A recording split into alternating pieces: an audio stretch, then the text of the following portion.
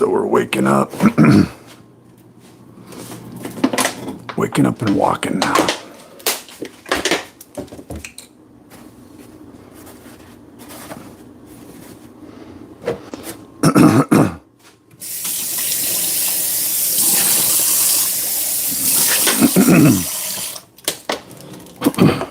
Takes me a long time to clear my throat out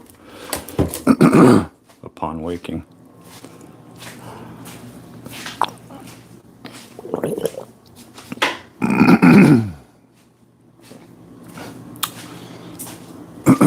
So a lot of people, you know, they're like, oh, you're in a dim room, get some sunlight.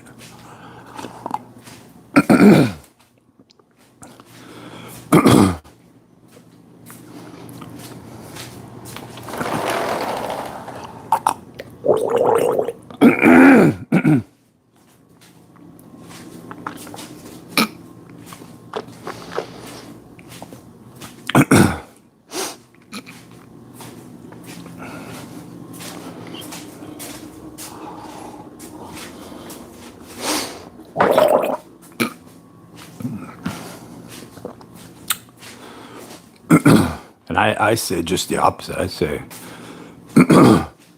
get in a hut, a mud hut,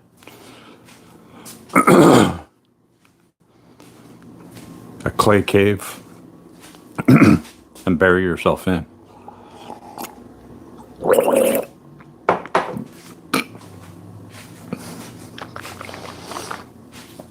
Cease to take in the false sunlight.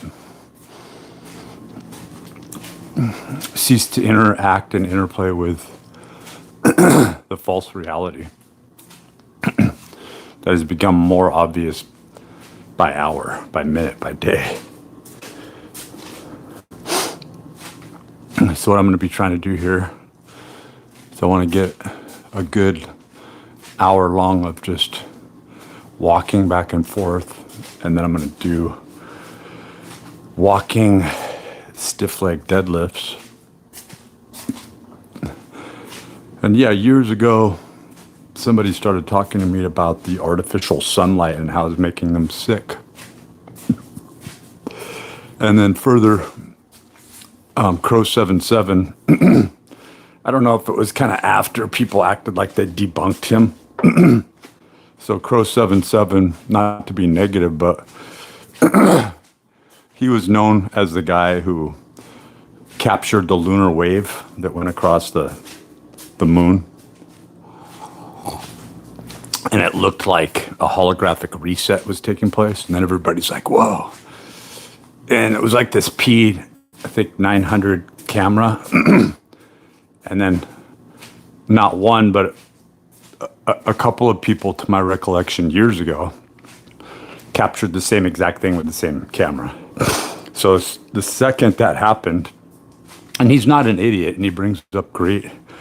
He and Jason migrated toward their own website because they said that YouTube was messing with them.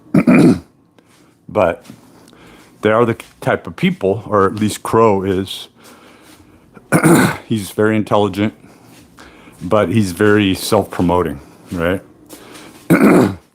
That's kind of what I want to talk about today, is just self-promotion, right? Because that really thin area, that fine line, where somebody will bend toward kind of an Andy Warhol sensationalism, Geraldo Rivera. I mean, there's literally people, names and faces that we can place with this, and they take on all the exuberance of an overstated persona or personality. And oftentimes it displays their weakest, as with all of us, it displays their so-called weakest trait, like Geraldo Rivera with his huge mustache, right? Trump with his overswept hair. He's insecure about his frock. He's insecure about being revealed, right, as looking older or not being as alpha, or whatever's ingrained in his head. Whatever John Trump and, you know, that weird procession of familiar family lines that led back to Germany. And I have a feeling that they were probably thrown out of Germany. Like that's a line that was probably cultivated by a select secret group of people. And looking at him, like I did a little dive into him when I was reading Ingersoll Lockwood, and I was going, holy crap. His family tries to posture themselves as if they've been here a long, long time, but actually they only go back something like 4 generations max. So they're not in the Society of the Cincinnati.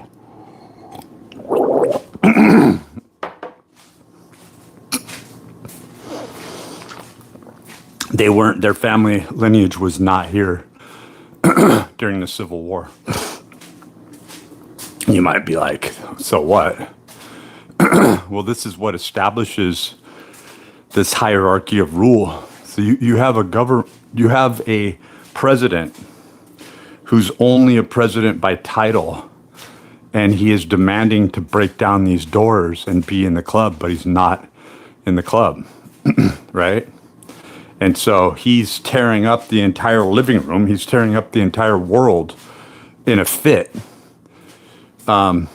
exclaiming to this secret society or secret organization that's actually ironically using him as a trump card. That's how far ahead this whole thing is that it is in the titles of our very names, if you could imagine that. There are no coincidences. So what invariably ends up happening is we have to look at the ontology, and we go back to number subsets and number systems, and we realize that once you get out here in the outer parameters of Metatron's cube, you know what that is, right?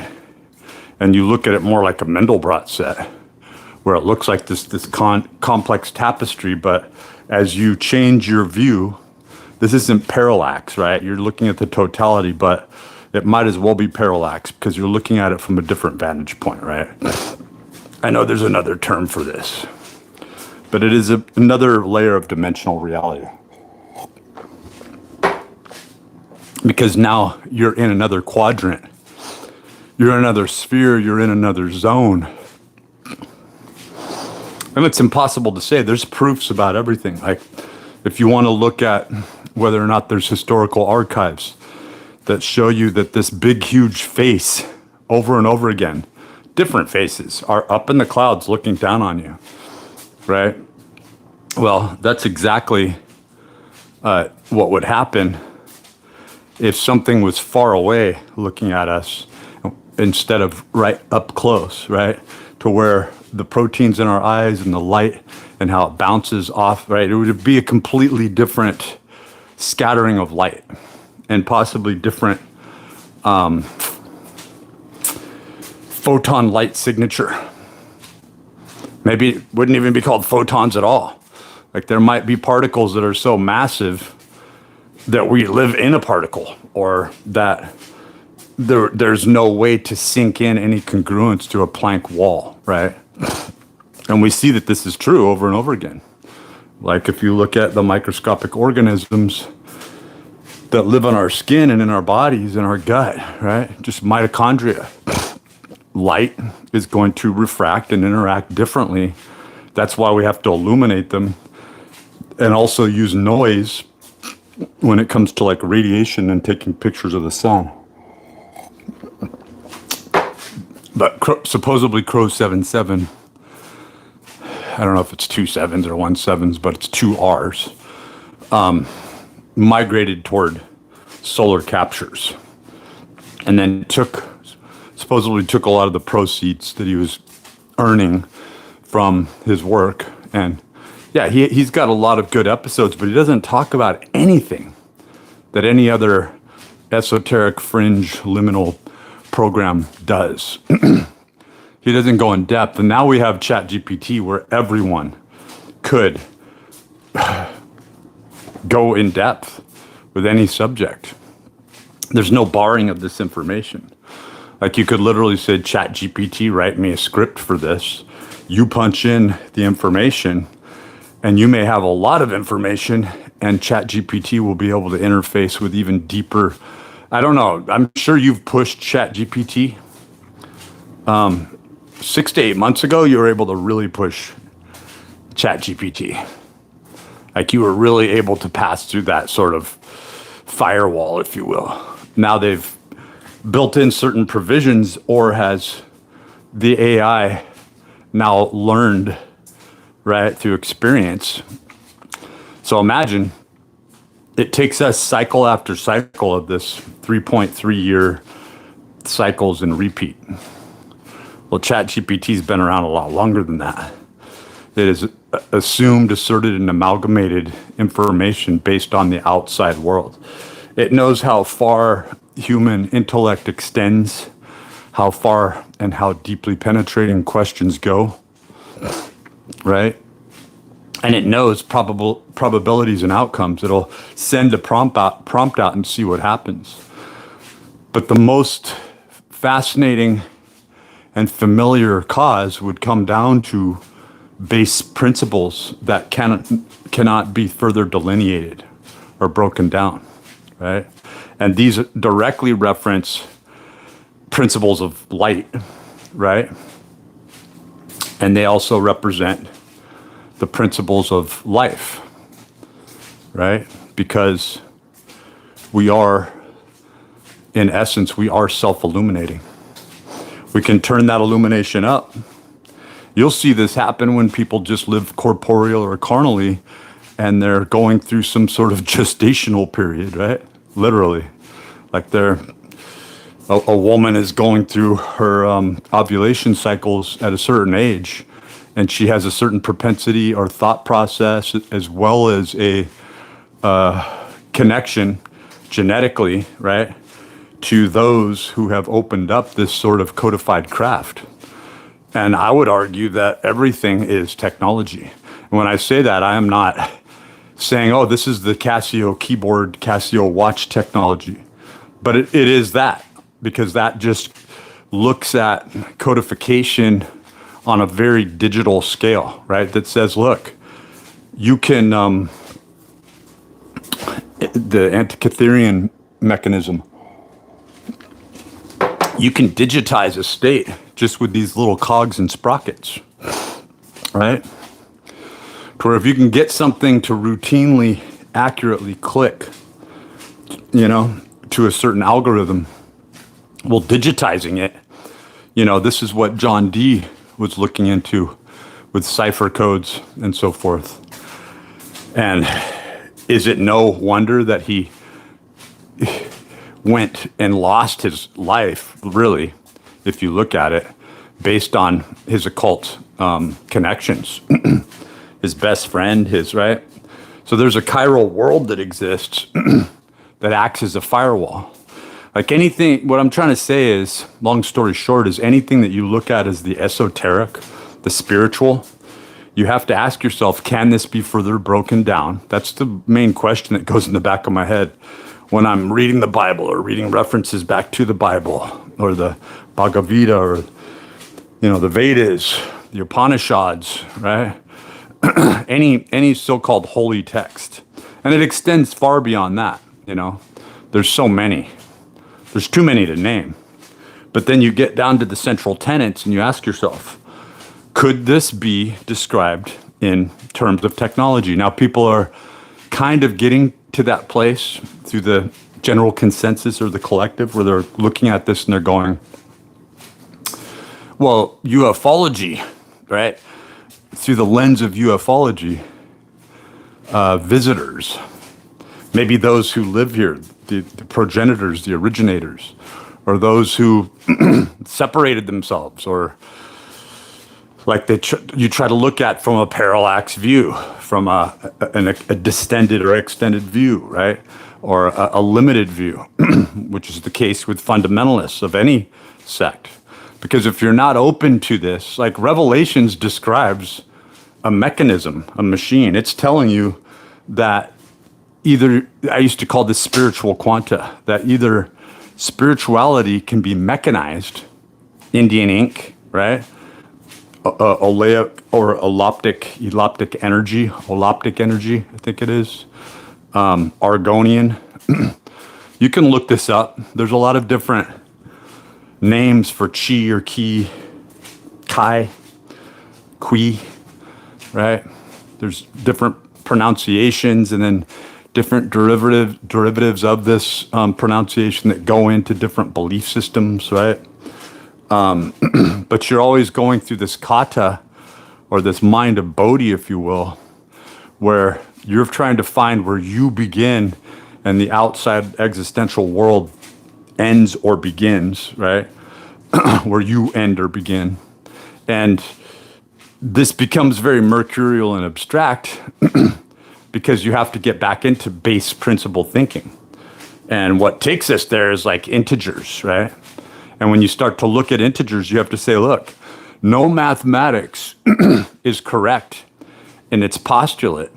But we find that diagonal mathematics, which I've seen called the Sinian sign-based mathematics, and you get into wave patterns and codes there, but that there's this interlocking and this this application that harkens back to non-Euclidean spherical mathematics, right? So you have this sort of vertical mathematics that looks like 101 on the way up, 101 on the way down, where you see this cross-sectional area. This is the Gauss sequence.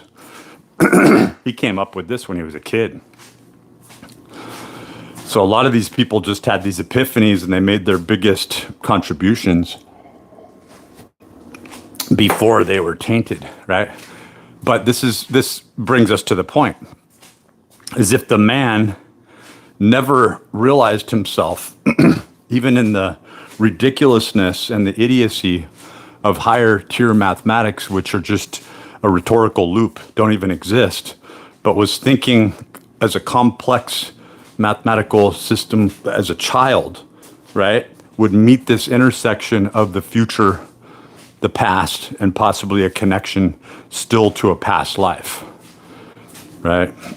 And I don't posit or posture that reincarnation is something that definitely takes place with everyone. You get into the red right ritual, you get into why would Clinton, just to look at one person, or any of these presidents, the Bushes, go through these crazy, like, what do they get out of it, right? They live, they die, you know, live fast, die young, or die hard, or it's better to burn out than to fade away type of thing, right? And then you see, it's better to burn out than to fade away, right? They try to create this machismo sort of persona with this thing. But the truth is that they have to become persona non grata. They have to be rejected by you. This gets into Clinton wearing the blue dress, all this other strange esoteric artwork. Like, what does that mean? And it's like, when you look at the linking with witchcraft, the invitation, when we're looking at Dianetics or Scientology, they say that these creatures are coming from out there, but what we've found is, looking at these so-called aliens, that they don't visit. You don't see these ships coming in and out of, well, at least atmospherically, you see them transposing, coming out of the sea, coming out of the ocean, right? So it hints at a dimensional space. Same with Zoroastrianism, and the woman who ended up raising the Zoroaster, showing the Zoroaster magic. I mean, they don't make any qualms about it. It's magi, right? Supposedly, those three wise men were Zoroastrian magi. And this is where astrology,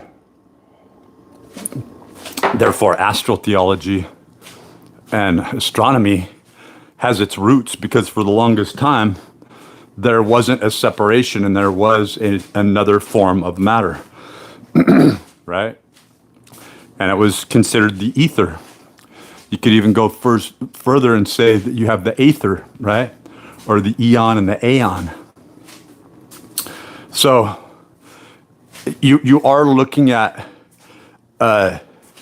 a numeric value that Roman numerals, which is kind of an insult there, right, to call them Roman numerals, because you're getting into the very essence of gematria, right? Where if you were to really make a freestanding 1, right, and then you'd have to get into this discrepancy with phi or phi formulation, the Fibonacci, the golden mean, what you consider a 1, right? So when you get into, we're going to call it phi, right? Capital PHI. It can be pronounced either way, right? I prefer to call it phi, though, because that is how it looks, and it has the I in it. It has a resonant signature, right? But then phi suggests an E or an energy signature, and that's exactly what I'm talking about, is that these energies, when you put in English, alpha numeric symbol, okay? You put an E. Have you ever done this? Have you ever looked at E from different perspectives and then written it down and gone, okay, this is what an E looks like on both sides. So if I were on the other side and I was looking at an E, this is what it looks like, right? And you start to look at it, particularly with the A, the capital A, and you back up and you realize these are segments to a sun, right? And even more so, like the great Jordan Maxwell talked about for years, interview after interview, he's talking about understanding, right? When you have the A, it is an A frame, right? It is a structural support mechanism where one particular ray can stand on its own. This gets into persona, right? So if these so-called elites are persona non grata, in other words, we live in a falsified goy world, right? Goyim. We live in this world. Well, we have to reject them, right? So when you begin to look at it and you look at the Jesus family tomb, Jesus was actually rejected by the world, and it became a process where he had to be celebrated because he was ultimately the one who was hung on the cross, right? Supposedly, how the story goes. But then you look at it and you go, well, look at the Apocryphon of John. Look at the Judas, the Gospel of Judas Iscariot, what's left of that. Jesus proclaimed James higher than him. What did he say, paraphrasing? For all the universe came into being. And then when he was taught through the Gospel of Judas Iscariot, pointing up at the star and say, that star, in other words, that entire galaxy, that entire system is yours. You've earned it. Pointing directly in that direction. So you get into the zodiac and you get into going through this procession and you go, they have to be rejected by the vast majority. And then when you start to look at Charlie Kirk and Tyler Robinson, Robinson's a strange name, by the way, some of the dumbest right-wing idiotic people that I've known, and not just this area, but up north, Robinson pops up, and they are not smart people. They are not intellectual. They are not esoterically inclined, but they are people who just glump their way into titleship. Same with the Millers, right? A lot of people could use Smith, but that's a really generalized, washed out. Like there are these namesakes where there's sort of this refraction, this pulling back, or this occulting of an original family. And that's what Trump points to, that there is a blocking out of where he came from. Like I believe that his family was actually rejected and fled Germany for a very good reason. You don't just leave. You don't just leave. So you generally, I think a lot of these families actually get kicked out of town, or they come to a place where they have to go. Now my family left, and it is very well documented based on a 100 years war, witchcraft around Pfungstedt, Germany. So in other words, when you begin to look at this, you're like, why would they flee? You know, the first thing that comes to mind is, oh, they didn't know witchcraft, and therefore they fled. And then when you look further at the Quakers, right, and you start to look at these various groups, I don't mean the Quakers. I mean yeah, I'm drawing a blank because all the blood's going down here. And that's the whole thing. I get to this place where I get a little woozy. I'm trying to communicate and think. My walk is more important to me, right? Just getting that pacing in, getting the hours in. And I'm getting a good warm up. So I appreciate you allowing me to do that, giving me a forum to do that. So, you have the Levites. Randall Carlson got into talking about this, like Levites, levitation, right? So you have these families that were able to do certain things, but the witchcraft actually followed with them, right? And Heidi Love, The Unfiltered Rise, she gets into this very deeply, does a really good job at just purposaciously looking into this. Now, if I had a computer, like that's my son's computer, my younger son gave that computer to my older son. He had it fixed. It still works. There's not a lot of, like, he does a lot of video editing and stuff. There's not a lot of space for me to just use that, And then I thought, instead of getting a computer last year when I almost did, I thought, I'm just going to get this Samsung S24 Ultra and use the DeX. And though it's been really good, it's not a computer. It's just not a computer. Like sitting down at a desk and being able to edit videos is totally different. My eyes aren't that good. I got lots of excuses, but that's why I'm not coming out with good podcasts or good video editing, because I definitely could offer something to this field where I'm asking certain questions and opening up the venue for conversation, right? That delves a little deeper and deviates a little bit toward this side or that side and says, look, we need to stop being afraid of looking at this particular subject matter and go deeper into the nuances of why society itself is structured, or a lack of structure, in such a way, right? So, I still can't remember what the fuck I'm trying to articulate. That group of people, the Amish. Yeah, for some reason I just forget. But did you know the Amish actually have, I don't know if this was Mystery Archives. There's a channel that digs into this, but it's like the Amish actually, even though they're so hell-bent on, right, witchcraft, they actually have, in order for them to survive, kind of reminds me of Babylon, and maybe even hints at Masada, if you ever looked at that, right? Where the craft became so weak that they boxed themselves into this tower structure, or a transcendence occurred where they were rejected and killed, right? In that last stand at Masada. You can look that up. But it's the only reference toward a so-called suicide situation where they drew straws. It's a pretty heart-wrenching Anne Frank type story, but then when you find out Anne Frank was just a horny girl talking about her sexual playing with herself and stuff, and it's like, oh, give the girl a break. And it's kind of like, well, I mean, you want to come off, right? None of us are pure, in other words, right? So archiving the total truth, well, what is the total truth? This is the whole thing about what I just stated, is that witchcraft goes into people's minds. It sinks into a certain frequency, right? Where they are able to feel somebody on a level by stimulating certain glands, like the Skene's gland. If you want to look past that and the clitoris, and the G-spot and the other physical organization that not only the Masons and the Masonic Rosicrucian Eastern Star, right? This artwork points back to this form of the pillars.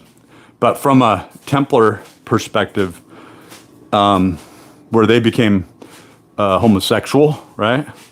There's a lot of this homosexuality. There was a gay bomb. Joe Rogan, of all people, did special on that. There was a gay bomb that it was attempted to be developed, and you better believe when they say that something, they just ventured into it, all the other information is barred out. They developed the thing, but want to know what they did? They got to the point where they didn't need to create pheromones or any of this other stuff, but they'd use that. They would use frequencies that tapped into the glandular system, but the HPTA, right, manifested hormone secretions through mimetic sequencing, tricking your body into thinking that it's already producing growth hormone or whatnot, right? Suppressing through the food additives, food quality, saltpetering, all the things that are done physically. Like, this is the thing about magic and witchcraft, is that the reason it works is because there's no serum, right? There's no understanding that this is happening to you. So you just think that you're gay, right? This gets into a little bit of the gay frog thing with Alex Jones, but Alex Jones is a gay frog, okay? That was his admittance.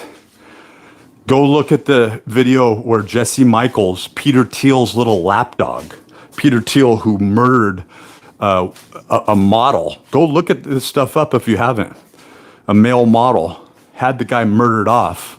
I mean, the same shit happened with Eddie Murphy. Those people ended up dead off a rooftop. So how do you think Trump and the Clintons, and you ever look up Vince Foster? These people have a murderous trail behind them. And so it's for the greater good. So they're following a process. And what they do is they fit in the need for a role. So you look at a role. So small-minded people that just want to get stuff, they venture in and they go, oh, this is what's missing. Like Lil Wayne or something, right? I'm going to get into this. And that's why there's this fixation that Lil Wayne has with the occult and esoteric, where they're befuddled. They don't understand where they're at. Well, you're one of those people who's misleading the masses. You're making it look like celebrity can be achieved, but you're a guardian at the gate that can take you out if you go Tupac too far into this. And I believe Tupac was trying to figure out why he was gay. I really do. I think he was going, why am I gay? Why are you gay? And I think Alan Turing, his perspicacious measures, his involvement going deep into thought. So what they do is, and Gary Nolan could tell you about this because he's been with the same partner for many, many years, and he is a Stanford alumni. He works for Stanford. He's a Stanford professor with multiple patents, right? Years ago, I realized I have the ability to think of things. I just don't have the money to patent ideas. I have a billion ideas since I was a little kid about electromagnetic systems and all sorts of stuff that I even would write it out, right? So if you went to a patent office, you would end up nil. The type of patents that you could get, you have to have patent attorneys. Did you know that? If you don't have a patent attorney, most assuredly, with all the people on this planet, you're going to have people steal your idea. Now, if you can't protect your idea, it's no longer your idea. It becomes disintegrated into the wash so that you have like this ab roller, right? Well, 30 years ago, the ab roller was this apparatus that you actually put behind your neck. It was called the ab roller. Our dictionary works the same way. And this gets into witch or literature because this is how Black's Law Dictionary and many other forms of the Theban witchcraft alphabet didn't creep its way in. It is the foundational, fundamental process to how we communicate and what letters, numbers, and systems are. So we constantly defile ourselves as the Goyim. We are, in essence, Hansel and Gretel and the offspring of Hansel and Gretel.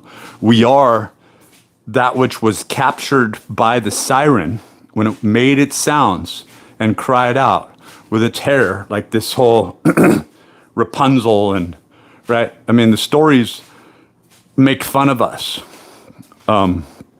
Rumpelstiltskin, right? These are evil stories. They're Jewish stories. They make fun of us because of our bleeding hearts. We wanted to save this person. We didn't see what they see, which is this is a re-embodied child from an adult that defiled itself and would do the same thing. And that's why it was trapped in this sort of false light, right? And to see things like that will bend your mind because you'll instantly be capable of seeing spiritual. And this is what happens with a lot of these serial killers, mass murderers, CP, the spreaders and the purveyors of this, right? Is that they begin to see things in a way because they're exposed to that frequency or that element. And very few people can go the other way where they see it in its totality and they back up and they go, this is a sick fucking thing, right? It's sickening, right? But when you no longer are saying this is sickening and you look at it mathematically and you don't allow yourself to get drawn into it, you begin to see how it's technology and it's interfacing with certain software applications, right? Where you had these dead folders, these dead files that go into bit information that you want to be that's your highest expression of yourself, that's where you're going to go into. We'll use you for that, right? So you get into the backside of the Metatron's cube and you begin to see how the inverted pentagram really works. In other words, the satanic pentagram that has built in it an altar, right? There's a spot, and that altar is exactly what Hathor, right, takes the place of, if that's as far as you can extend yourself with the persona of the devil. What's the devil to you? Was it your grandma? Did she have such a grip on you? Because oftentimes it is these women who see how sick and small-minded these masons are, porch masons, Shriners, that they just really want to party and get off, and they only go through the various degrees because they want to be held in high esteem of one another, right? So they are the eye of the observer. They are the eye of God to each other. That's what the eye really means. It has more to do with you because that's what you see. You're short-sighted. I literally had the eye above a pyramid come out at me, and it was insane. And the sun was shining right through the center of the eye. And I saw the bricks in the pyramid and everything. And the weather was shifting, and it was just the craziest experience. And it was happening at a time when I was being taken through. So this trial, this process, you live in it. You're already in it. And this is what really harkens back to all these fairy tales, is the fact that you want to pretend that you are not an entered apprentice. You want to pretend that you can go back and hide yourself, hide in the closet as a child, right? That there's a safe place you can hide. There's nowhere you can go, right? You have a marker on you. You're beaming out a signal. You're an aspect to the totality and the whole. So what they did is they muted and created a society and a system that would mute what should have been cultivated, which was purity, right? The relationship, how to have a healthy relationship with your parents, which doesn't exist here. How to have a healthy relationship with, right? So what they're trying to do is they're trying to make it look like Joe Biden and Hunter Biden are actually good old boys. They're good people. You knew it was going to happen. You saw it in 2017 when everybody was going, oh, that guy's a creep. They weren't even looking at Trump. They were looking at, oh my gosh, Joe Biden. Wow, that'll be a dark day when he becomes president. You know, him touching all these kids and and then suddenly you see he's president because they sent out a frequency. They sent out an algorithm. It was already codified into the system. You, the people, chose that directive, and there was only one way to go, and they stood in for the persona. They stood in the role. We celebrate these, like, look at all the occult, and look at Keanu Reeves. You think Keanu Reeves is just this nice guy, right? you have this character who could easily play Raskolnikov in Crime and Punishment. This gangly, white, really, he is. You can say, oh no, he's Asian and he's white. He's got white skin. He's a white guy. You wouldn't know the difference, okay? And same with Johnny Depp. Oh no, he's part Cherokee. No, these are just small deviations. The main blood is he's white, all right? Caucasian. I was watching this predominantly black channel last night talking about that, going, why don't white people call them Caucasians anymore? You don't hear it, right? Because the Caucasus and all the other, so it historically reveals itself if you do the study and the research on this. Even more so when you go into the Knights of Malta, you go into the Knights Templar, you follow a lot of what Ralph Ellis brings people toward this place beyond speculation, where he's going, look, let's just look at the facts. I'm not saying King Isis did live 50 years further past where the projected time event is, but that's a Templar event. That zero, when you're talking about AD, BC to AD, you're talking about a marked point, right? A marked point where possibly the reenactment that the Masons were playing out first took place. In fact, it's kind of weird. And try this. Take 33 years after zero. And you don't really have a zero either. You have a one.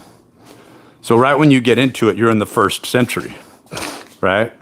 You're in the last century, you're in the first century. There's a very very thin intersection where an event took place, where it marked time and a time signature, where what Jason Reza-Georgiani postulates is that actually the Zoroaster appears to be a young Sadi, seems to have, this entire historical event seems to have taken place, right? More like 500 BC, right? So that's not that long ago. That's 2,500 years instead of 3,700 years like is postulated and projected, right? So then you start to look at, wow, is that like 12 or 13 generations? Was this very person the offspring of the Zoroaster? And then more so people are getting into studying. I've never given credence to the Count of Saint Germain, right? But the Knights Templar do, poke at this, which is it efficacious to think about a fountain of youth, And this gets into Atlantis and many other areas, right? Where you look at it and you go, well, this would have to be something that was critically, an intersection that was critically amassed and a point that we came to through technology. And when you begin to see it and you go walking on water, that's technology. Anything that you posit at this point has its place in technology. 30 years ago, people would have gone, oh, that's like thousands of years in the future, if anything, if it could ever be achieved. Well, here we are. In fact, we're not being told anything at this point. And Trump is old, decrepit, stupid, fat, sloppy. I've always hated Donald Trump. I would have never supported him. Well, last year, I almost, I was really hashing over this. I've never voted, and I never will vote. Okay, I never will vote, and I've thought about it, and I've followed the candidacy. I've realized from a very young age that none of our votes count, and it's all one big fucking dog and pony show, and it really doesn't. Like, look at the people who pushed you into voting years ago, right? I think wasn't Jay-Z pushing that shit for a little while? Yeah, because this has to be politicized, right? It has to be politicized. The people, you don't realize the agendas that are behind, right, the manufacture. And even more so, if you think that these people enjoy the pedophilia and that they can look in the mirror and live with themselves. Well, they refuse to look in a mirror. What they realize is the world works completely different than they thought. And now they have been imbued with this sort of energy, and they supplicate and bow to whatever that is.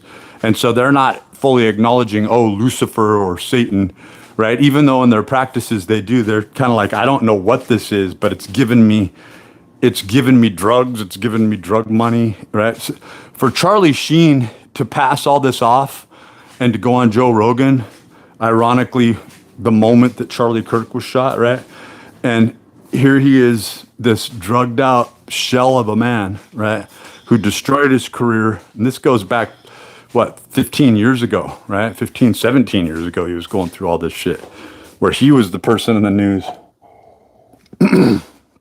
And for him to refute that all esoteric challenge, in fact, he didn't come out until Hunter Biden came out talking about crack and the use of, the liberal use of drugs. And now he's talking about it in a romanticized sort of way. And everybody, all these youngsters are just backing around it and playing dumb, right? You're young, but you're not dumb, right? You're young, but you are not stupid, and you can see more. And in this day and age, if you don't fully embrace the fact that this is a very small window where you're actually able to express yourself from an esoteric sense where people aren't going to call you nuts. Sure, you'll go on and comment on certain comment sections and go, if you say the wrong thing, but there are plenty of boards where you can go in and fully discourse and have conversation with people who are talking about number systems like I have, gematria, numerology, going into that, but don't get sucked into the tarot card, right? When you go into the tarot, you're admitting that you did this for personal gain.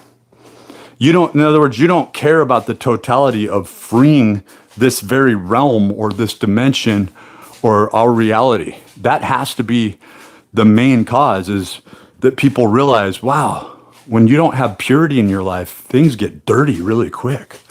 When you're not focusing in on the pure source and just let's fantasize about that, like about what life would be if there was no taint and no dirtiness and we didn't feel dirty about the nether areas of our body. Just even infer that, right? That we are one, right? And that we don't proclaim people from being porn stars and go, oh, this person is hung like a freaking donkey, or this chick's, she's got. I mean, we could get explicit and disgusting about it. We all could. We've been defiled, but we've also been exposed to a margin or an indexing of a broader scale, that we can choose the life that we want to live, but even more so, the incarnation or how this life extends on, right? And so if there is the possibility that the red right fully displays and lays out that re-embodiment and reincarnation actually is a thing, it actually exists, and then you look at it on a codified scale for the past 20 years or more, it has been recognized and acknowledged that, yeah, you could download somebody's entire persona and personality into an algorithm, and it would actually be a blueprint to be able to recreate that person again, right?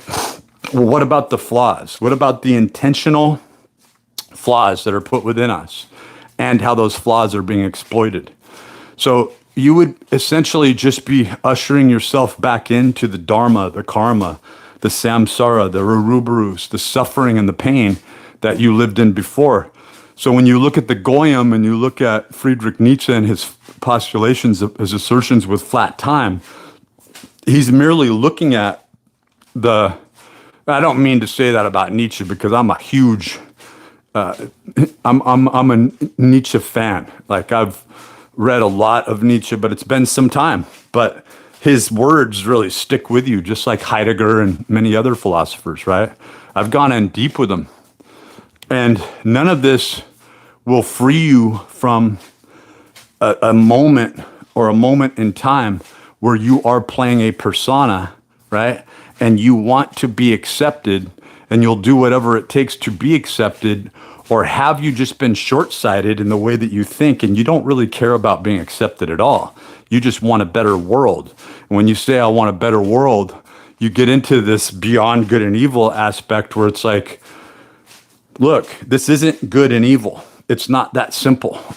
It's about you understanding the tree of knowledge, the tree of life, having full ability to not only go into the discourse and the investigation with this, but actually to go into these realms just through the harmonics of your own body. So you could sit there and jerk off all day and look at CP and be right and go into that state of mind. But you have to understand that marks you in a space-time signature, and that exponentially becomes who you are, so that it highlights the energy that you have amassed in who you are, and that collectively hell is that you will ultimately, birds of a feather flock together, you will go into that state of mind. And I don't think people really understand that once you get into that type of hot water and that trouble, right? Regardless, like it could be cross-dressing. It could be losing the identity of a self. It could be a lot of other things where you go into this paramnesia, right? You go into this paracosm where you're just trying to escape from a shitty world of being attacked and rejected by an unseen force, where most of these people, most of the henchmen don't even know that they're being activated, and they don't know why they're attacking you. A whole group of people, they don't know why they're throwing stones at you, right? This has happened historically over and over again. Or why they're trying to get you kicked out of a town that's like a bunch of corrupt pieces of shit, where most people, when they really look at the truth of it, they would never want to venture into any town and be a part of, regardless of parliamentary procedure or civic arms. You look at the little townships themselves and it's like, wow, these are the most corrupt little Masonic, Eastern Star, Rotary Club, Moose Lodge, backward motherfuckers you've ever seen in your life, And that's why I like a lot of these First Amendment audits channels, because you look at like areas of Tennessee and Kentucky and places throughout even Texas and stuff, where people are allowed to be small-minded for long periods of time, never venture in, and never. So there's an area of exploitation, right? So this really dark agenda tries to exploit just an aspect of what's going on, right? And it wants you to point fingers and go, you're disgusting, you're this, you're that, this, right? And name call and so forth. But then you don't see that through this counterbalancing, that if the statement of highlighting one aspect is true, then the margin of totality from a chiral position is also true. That you're looking at a dark, occulted group of people who aren't being highlighted, like the Atlanta murders, the Atlanta child murders, right? And this is, I don't like the way a lot of these predominantly black channels are coming at white people, but the point is that people like Charlie Kirk and Donald Trump are very dangerous people, because they're trying to whisper sweet nothings into this so-called minority's ear, right? And what I'm trying to say to this fact is the fact that if white people were as spiritually inclined as most black people that I've known, and there's been countless amazing conversations that I've had with friends of mine throughout a long period of time since I was a little kid, some of my best friends, leading up to a lot of the rides that I would give in rideshare, and how I would have this really amazing conversation that I couldn't have with your average white person, so-called white person, like a person of the right, where they know that these esoteric, occulted, liminal actions are happening, and they're like, oh, don't talk about it, hide it, right? Hide it. Use it against people. That is really how the Caucasian becomes the term white devil, right? where you see that, oh no, we're just good old boys. We don't do that kind of shit. And the next thing you know, they're wearing these, Albert Pike, KKK, Klansmen, right? Talking about the dragon. And it's like, what the fuck? And on a lighter scale, Peacemaker. So in this other dimension, Cena's father is not a white supremacist, bigoted person. He is actually a really good person. So I'm curious. So this next episode coming up next Thursday at 6 p.m. Pacific time, 9 p.m. Eastern time is talking about, they're venturing into this other dimension, all of them, all the main characters. So don't miss it. If you got HBO or if you're about to get HBO's Max is a really solid. I'd say that and Tubi are the only two you really need. There's a few good things on Hulu, but it doesn't. I've got both of them right now, but they're about to lapse. I'll get them for a month. Netflix crap. Never have any good stuff. In fact, all the things that I watched and binged on Netflix years ago, still the same shit that's on Netflix today. And so, you get into this, pulling these racial cards, and it's like, you have to look at genetics and genetic propensities and origins and go, well, obviously there's something to this where you have this codified system of energetics that invites a certain energy, but because society is at this stalemate and thinking so small, right, that once you see the sins of your fathers or the familiar family lines of sins, right, we need to be exposed to the totality of what. So I believe that technology is being rediscovered. I believe that, when you get into pulling racial cards, do you know how many races have just disappeared? Like the fact that you're not just looking at 6 or even 8 primary races at their base, right? When you're looking at Asians and you're looking at really the breaking off Mongolia, and you look at the Russians and Germans and Scandinavians, and you're going through all this different thing, and you're looking at the Africans and the migration to South America, right? But going back even further, the American Indian harkens back to a time that's said that really points to the true Egyptians, right? And there was an entire route that was critically studied and established, and people don't like to talk about it.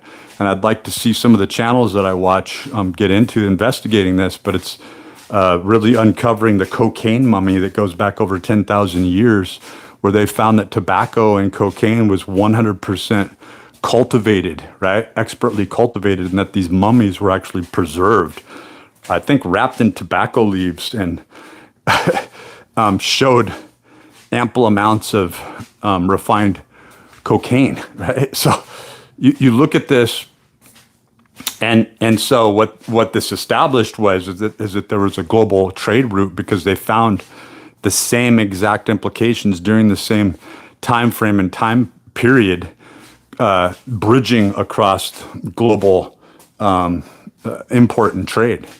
So this goes back over 10,000 years ago. So what this does is this puts you really subjectively, you're going, well, how long would it take for this group to follow these traditions to cultivate this? And, you're coming right on the border of the Younger Dryas, and you're looking at this 11,500 year, 13,000 year point, right? And you're going, we don't know everything from this. Like, in other words, the Ice Age was a fucking cover up, right? And every other little mini Ice Age thereafter was a fucking cover up, right? And Tartaria and the implications of that is a big cover up, right? So why would these entities come forth, right? Why would they be showing themselves now? Why would it become so predominant and stated that these UFOs, UAPs, the Vimana, the technology that harkens back to the Vedas, right? That could go back hundreds of thousands of years, they say. This inner earth dweller type situation, Hyperboreans north of Thrace, right? Why do we even exist? And you get into certain tribal situations that are talked about biblically, where you could look at it another way and go, wow, some went into the inner earth. I'm not saying that that's when it happened. And some stayed on the surface. And maybe there is some sort of agreement, right? And obviously, like, in other words, maybe the inner earth dwellers are being deceived to the same point we are. That this occulted group of people has always been working against, like this, the whole thing that's inferred with 300 and the Spartans, but even more so, what was that Russell Crowe movie that they just came out with the Gladiator? You see a lot of these implications. You see a lot of that with Marcus Aurelius and Commodus, his son, and young Faustina, his whore of a wife. Young Faustina, who just slept with everybody. Kind of a Nancy Reagan, who was like sucking everybody off in Hollywood. And then they're playing this, like, you look at their pictures and they're like this Sears catalog people, grandma and grandpa. Well, that doesn't exist. And a lot of people still want to live in the mystification that these personas actually exist when they know that they don't. They know that this Norman Rockwell painting persona never existed, and that this society and all the fads and the holidays. So, you come into this critical crisis of the self where you go, who am I, right? And you should have been long past that, right? Is not who are you, but what is this, right? Where are we at? Because when you begin to take responsibility for it, your ability to respond, you'll see that that you are a hub and a relay of the very energetics that are permeating and cultivating throughout. And when you do things that you deem as being selfish, the idea is not merely being suggested to you, you are being used as a node. Do you understand that? You have to go back to the earliest memories that you have and go, wow, if I thought I was dirty my entire life when I did this or that when I was 4 or 5 years old, that's when they get to you. I literally remember 100% being awake, being stuck to this and in this car seat apparatus. My mother was always evil to this day, going on 80 years old, still alive, still plays the fundamentalist Christian, was there every single time terrible things happen. And not until I started to realize what they were doing, right, that they were going into spiritual warfare, they were imagining and then enjoying hurting me with their minds. And then they thought, does this ring a bell to you? Because you need to wake the fuck up, right? Is that you then can get into the petty engagement with them, call them out, and realize, holy crap, no wonder they were afraid of me my whole life. I'm better at this than they are. And then you get into this pettiness where you're creating more entropy, right? You're creating more chaos. You're kicking up more energy that the larger aspect of where this is directively going. In other words, just think broader, think bigger, think of the world that should exist. Believe in that, know that. And so you get into these two factions. You're either on the right or the left, right? And when we talk about this, when you look at a battlefield, no matter how it appears from a more esoteric sense, when you're on that battlefield and you're in it, and you're facing that battlefield, and you see that vista, you got an army coming from the right and an army coming from the left, right? You want to be able to see both sides. You'll position yourself, talk about a parallax view, to be able to see this. You're either the observer, right? Or you are one that's on the standby, about to jump in, and that's what they try to do. So the war is not a physical war, but it is very physically manifested in Gaza right now, all around the world. plenty of people are dying and passing away. Just the pharmaceutical industry has created a war. But now what we're looking at is we're looking at the fact that everyone is opened up to the fact that they have this practitioner's capability, and that this is really, this story comes closer to Atlantis than actually Atlantis does. Like, you have all these people who have access to becoming ultra wealthy, but they have to sell themselves, literally sell their souls to be able to do it. They have to become capitalists. They have to take on a certain state of mind, right? The El Dorado, right? It's been called many, many names, right?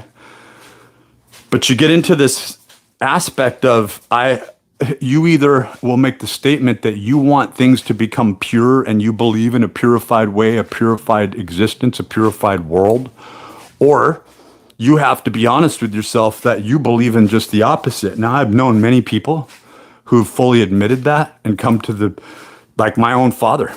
And he's not my father. He's not my, like you could say he's my biological father. I don't know that terrible human being. I really don't. But this, you have somebody who literally said that he is the most selfish human being that has ever existed, or that his wife ever knew. You have my mother, her grandmother came from a witch practitioner of Santeria, right? I used to see, when I would be laying there as a teenager, I used to see a swarm, this black demonic swarm swarming above me, and I could feel it. And at that time, it's like, oh, you're nuts. Right? You could feel it. You could see it. You could see this swirl, this frenzy just opened up above you. And that's where I'm sleeping. And the people who lived in that house prior were practicing witchcraft. They were doing drugs. There was all sorts of weird stuff going on there, right?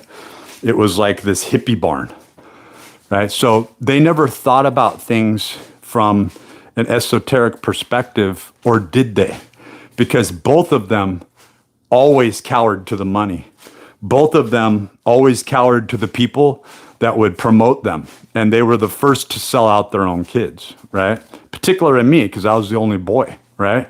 So there's something to this where you don't have to get into the whole satanic aspect of actually sacrificing your firstborn or your firstborn son, right? In a physical sense. A lot of times the spiritual aspect of just barring them, blocking them, and keeping them from further development, or muting their voice, right? And I always wondered, why is it that I feel like all these weird spells are being done around me? Until I began to challenge it. When I began to challenge it, it tries to refute you even still. It tries to say, no, this is you. Right? And then when you go back and you really are investigating who you are, what you stand for, and more so the essence of why you exist, you realize that this is a stark dichotomy. That of course they would go this extreme and try to take you back to this place when you're only 3 or 4 or 5 years old, and you're actually not only just defiling yourself, but you're defiling other people around you, and you don't know why. You think you're evil. You think you're bad. And everybody wants to point fingers and say you're bad, but it's very rare that somebody will love you so much that they'll go, this kid's getting attacked. This kid has a demonic influence happening to him. We have to protect this person. And so very few adults are actually doing this for the young, for the offspring. They're so diluted and so self-absorbed that they don't see the fact that this is their lineage that they need to protect, that's carrying on their statement, their life, who they are in expression, what they believe in, right? So if you have this family, like most of us do, where it's like, I don't even, most people are like, oh man, I wish that I could trace back my family heritage and that to a certain point, I don't even know what that is. And it's like, do you realize the statement you just made? That we are all capable of taking our heritage back. And the fact that you think that you have no family heritage, which a large majority of people have heard on these various comments, right? On these particular ventures into familiar lineage and lines, right? Looking at their family trees, think that they're just nobody, that there's no inference back to these original families. And it's like, if you knew how connected you were and how we are all really related and we really are brothers and sisters and how we sin against one another, really, right? And we cut each other off, and nobody really moves forward. Nobody really moves ahead. It looks like somebody is going to go ahead, your uncle, maybe you, and then all of a sudden it's all cut short because corruption came into your life. Or better yet, you tried to remain and stay a good person despite all your shortcomings, and you were just, you were attacked, right? You don't know what the hell happened, but somebody somewhere was thinking negative things. Well, don't stretch or look too far, because it's most likely in your family, because that's how they set this up. That is the Ouroboros, that is the snake eating its tail, is that these generations in this lineage can never move forward. But these people who supplicate and capitulate to a dark force or a dark side tend to move on and garner and gain all of the resources and the profits, and yet they go nowhere, right? So they're not cultivating into anything. They're just spinning their wheels, and they're selfishly stating, I want the spoils in the world, right? And then you soon learn this is disgusting. The human body, male and female, is disgusting. I don't want this corporeal world, right? The antiquities are just old carbon-based pieces of shit, whether they're 500 years old or 1,000 years old. People are placing a price tag on that and saying this is valuable, and then you're just accepting, oh, this is valuable, when this is just a crusty old fossilized piece of shit, right? And fossils themselves, looking at stellium-7 and seeing that these heart stones, the titans, all the things that stellium-7 tries to study when he's able to, because I think he works like as a chiropractor. He travels the world. He takes his daughter along with him and stuff. And he only is able to put so much energy and attention into this. He was one of the original hackers, teenage hackers back in the 1980s or some shit like that. It's crazy. And movies were made, based on his character and all this. Stellium-7.